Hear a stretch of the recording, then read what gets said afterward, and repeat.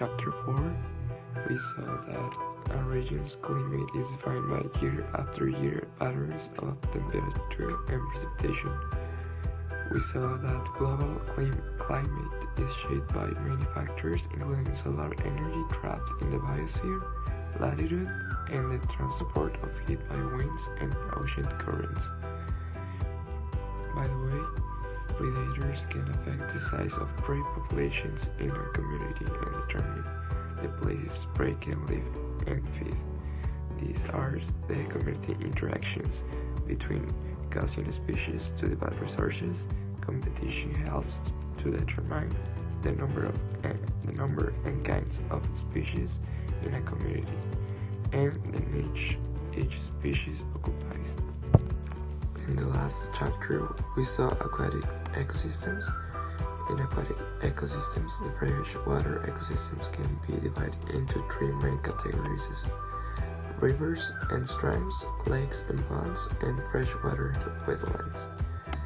We saw two estuaries serve as spawning and nursery grounds for many ecological and commercially important fish and shellfish species. And finally, we saw that ecologists typically divide the ocean into zones based on depth and distance from shore. In the biomes, we saw that are described in terms of abiotic factors like climate and soil type, and biotic factors like plant and animal life.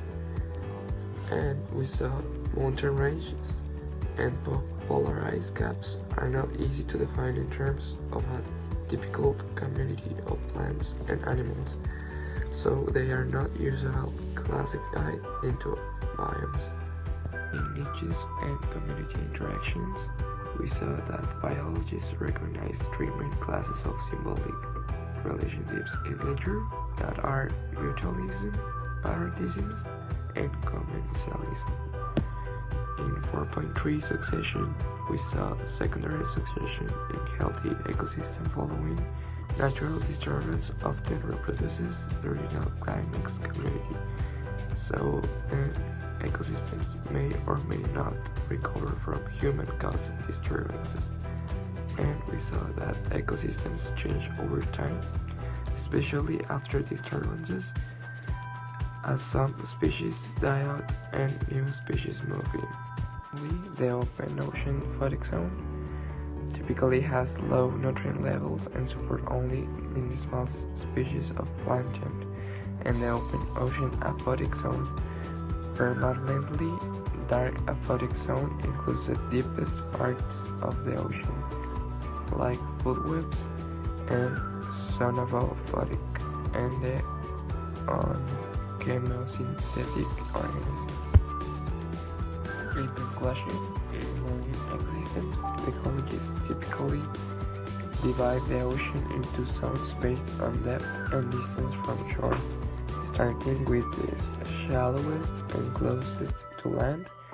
Marine ecosystems include the intertidal zone, the coastal ocean, and the open ocean. The coastal ocean extends from the low tide mark to the outer edge of the continental shelf, the relatively shallow water that surrounds the continents. By the open ocean. The open ocean begins at the edge of the continent shelf and extends outward.